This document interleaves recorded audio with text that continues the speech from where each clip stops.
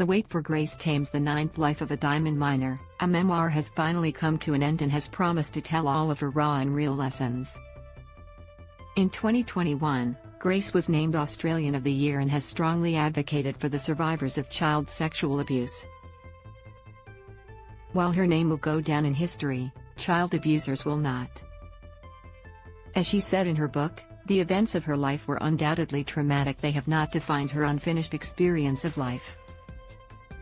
To Christian, Keyy, Janet and all the children whose lives were taken, even in part, before they were able to live them to the fullest, on their own terms. Telling your stories will make us whole again, she wrote in the book's dedication.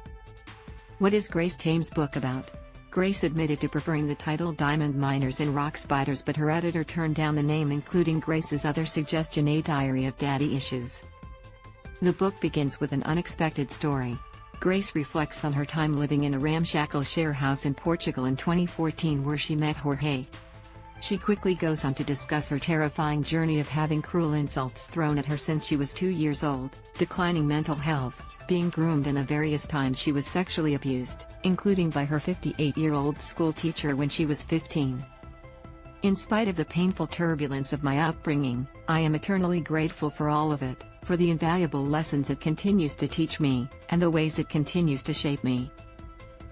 Child abusers groom through isolation, fear and shame. All of us, to some extent, have been groomed. You included. Yes, you. You have been groomed without even realizing it.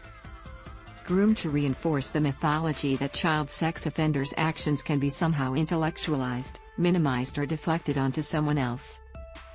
What has Grace Tame said about her book? For the launch of her memoir, Grace Tame took to Sydney's City Recital Hall where she compared perpetrators to rock spiders, which relates back to the original title for her book. Every feeling I could possibly feel, I am feeling all at once, she said. One of my beliefs is that the real riches in life are the connections we make. The activist admitted the memoir would have been 10 times longer, but her editor convinced her to stop writing. She also said her autism and ADHD helped the book progress. Where can you buy Grace Tame's book? Those interested can purchase a signed copy of The Ninth Life of a Diamond Miner online at Booktopia. The autobiography has been rated a 3.5 out of 4 by Goodreads.